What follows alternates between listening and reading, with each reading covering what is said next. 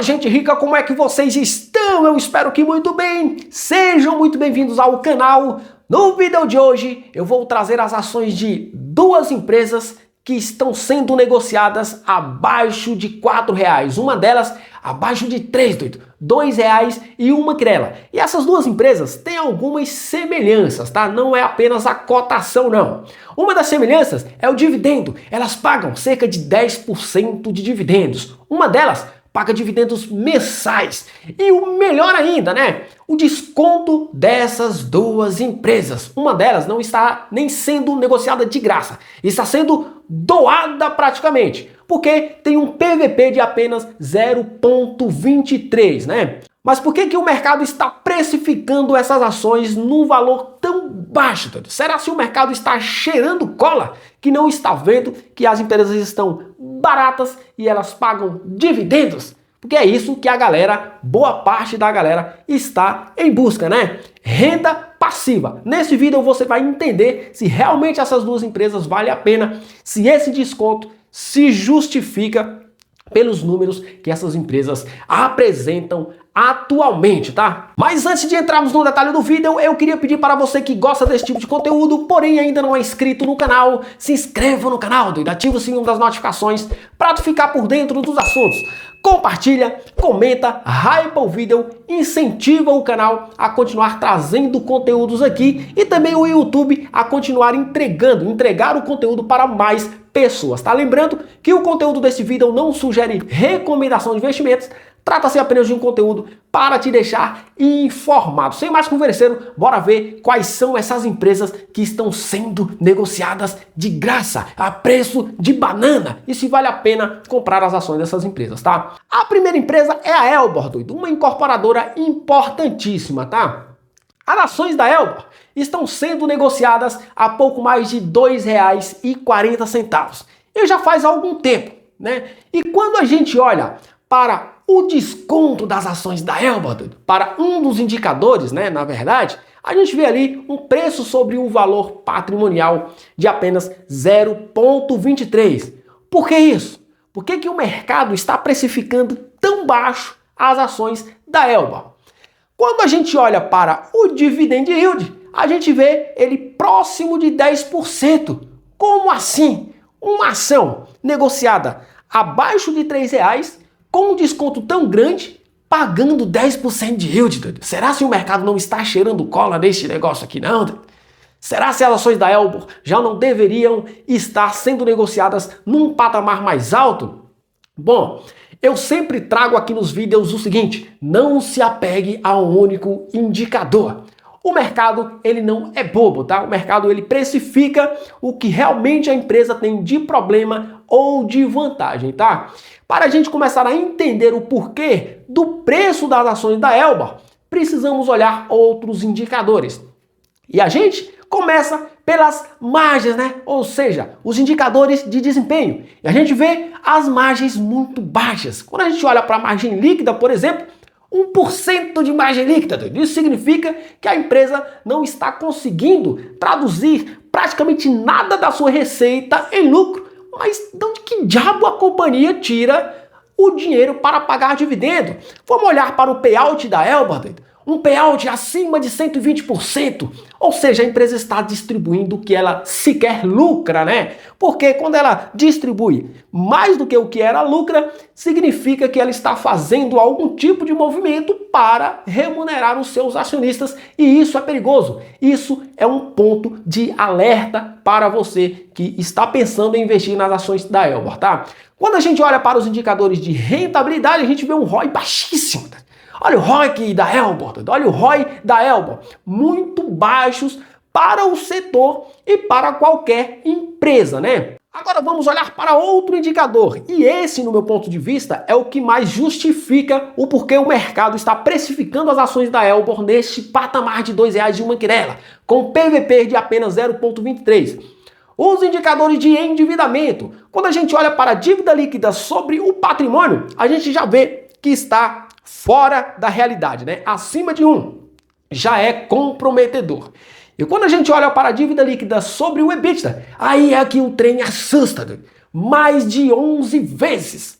Isso significa que a empresa ela irá precisar ralar muito, né? Muito mesmo, para conseguir reduzir essa alavancagem. Então, isso significa que acima de 1 já é comprometedor. E quando a gente olha para a dívida líquida sobre o EBITDA, significa o quanto a empresa precisaria de operacional, ou seja, de geração de receita para honrar com as suas dívidas, tá? Por isso, dívida líquida sobre o EBITDA. Então, a Elbor está muito fora da curva com relação a isso daqui. Isso justifica o porquê as ações da Elbor estão sendo precificadas nesses patamares, tá?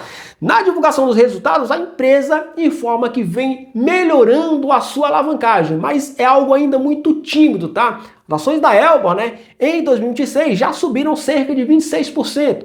De repente, com um cenário econômico melhor, né, com uma redução da taxa básica de juros, né, a empresa tem aí um alívio, né, no preço do carrego dessa dívida, tá? No custo, na verdade, do carrego da dívida, tá?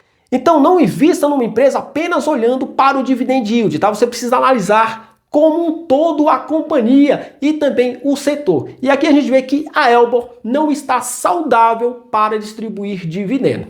A próxima empresa que vamos olhar aqui também é uma outra incorporadora imobiliária e é a Mitre, tá? E a Mitre, olhando para a cotação das ações, a gente vê em R$ 3,01. E aqui vem um diferencial. A Mitre, ela distribui cerca de 10% de dividendo. E mensais, todos os meses pingam dividendos lá na conta de quem tem ações da Mitre. Mas será que esse dividendo é saudável? Será se esse dividendo ele pode se manter ao longo prazo? Vamos dar uma olhada em alguns indicadores e entender se faz sentido, né, essa distribuição de dividendo da Mitre e se faz sentido também o mercado estar precificando as ações da Mitre nesses patamares. Porque se a empresa distribui dividendo mensais ainda, significa que ela é lucrativa. Ou, teoricamente, deveria significar que ela é lucrativa. E se ela é lucrativa, o mercado deveria estar precificando bem as ações dessas empresas. Mas não é isso que está acontecendo com a Mitre. Quando a gente olha para o PVP, a gente vê a Mitre em 0,41 o preço sobre o valor patrimonial. Aí aqui você pensa, doido, temos aqui 59% de desconto. Mas calma lá, vamos olhar outros indicadores também, tá? Quando a gente olha para os indicadores de desempenho, nós vemos as margens da Mitre fraquíssimas ainda, né? Uma margem líquida um pouco superior a 5%. Isso é muito pouco, tá? Para qualquer empresa. Para o setor também é pouco, tá? Outras empresas operam com margens líquidas muito mais altas, né? Outros pares, né, de Mitre e de Elbor, né, operam com margens muito melhores, né? JHSF, por exemplo, que eu tenho em carteira, JHSF tem margens muito saudáveis. Even também margens muito saudáveis. Outras incorporadoras também margens muito mais saudáveis, tá? Então uma margem líquida de 5% é muito pouco. Quando a gente olha para os indicadores de rentabilidade, a gente vê também o ROI muito fraco, né? Da Mitre, né, doido? O ROI que também muito baixo também da Mitre, doido. E quando a gente olha para os indicadores de alavancagem, aqui também mora o problema da Mitre, tá? A gente vê uma dívida líquida sobre o patrimônio até que normal, né? Só que a gente vê uma dívida líquida sobre o EBITDA também alta, acima de 4 vezes. E uma coisa que o mercado não perdoa é dívida, tá? Não adianta. Se a empresa está endividada, a alavancagem, o mercado bate mesmo nas ações, porque a dívida é o problema de qualquer empresa, né? De qualquer pessoa também. Quando você está endividado, o que acontece com você? Tu pena, né? Tu rala, tu sofre, né? Tu vai fazer vários ajustes, vai precisar fazer uma organização absurda na tua vida financeira para tu conseguir honrar com aquela dívida e sair muito mais forte lá na frente. Para uma empresa não é diferente, né? E olhando para a distribuição de dividendo da Mitre, a gente vê que também não condiz com a realidade da empresa, porque a gente vê um payout acima de 80% e vê uma empresa alavancada, né? O correto seria a empresa cuidar da dívida se ela quer remunerar o acionista. Ela distribui uma parte do seu dividendo, mas não tudo, ou quase tudo, ou mais que tudo, como por exemplo a Elbor, né? Então, o mercado não é bobo, tá? Ele precifica as ações de acordo com o desempenho da empresa, tá? Se você for olhar para os múltiplos das empresas, elas operam com múltiplos altos, né? Um EV sobre o EBITDA também alto na comparação com os pares mais saudáveis do setor, tá? Então não invista jamais nas ações de uma empresa olhando apenas para o preço sobre o valor patrimonial ou para o dividendo. Esse dividendo, ele pode existir apenas para segurar o preço da ação. Porque se você olha para a Mitre e se você olha para a Elba, né, e você exclui o dividendo, não tem nada de atrativo nessas duas empresas, tá? Então, a única coisa de atrativo, né, que o investidor teria para investir nas ações da Mitre, isso no meu ponto de vista e olhando para os indicadores, tá?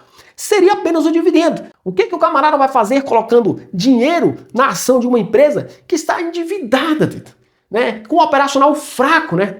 Ele não vai colocar. Então a empresa precisa criar alguma coisa de atrativo para que o investidor venha para o papel, né, e a ação se mantenha num determinado patamar de cotação, tá? No meu ponto de vista, a única coisa que justifica ainda as ações da Mitre e da Elbor estarem nesses patamares que estão é ainda o dividendo. Se você tirar o dividendo, a desgrameira é uma só, tá? Então não se iludam no meu ponto de vista. Apesar do PVP baixo, não é desconto para mim, tá? As ações estão precificadas de acordo com o desempenho das empresas, tá? Não existe desconto aí. Existem muitos problemas, sim, dentro das duas empresas. Agora, as coisas podem melhorar? Sim! Muita gente fala assim, compre ao som dos canhões e vendam aos sons do violino. Sim, essa frase é corretíssima, tá? Mas você precisa fazer uma análise muito correta para você não investir numa ação de uma empresa errada, tá? Tem muita gente que segue essa linha de compre aos sons dos canhões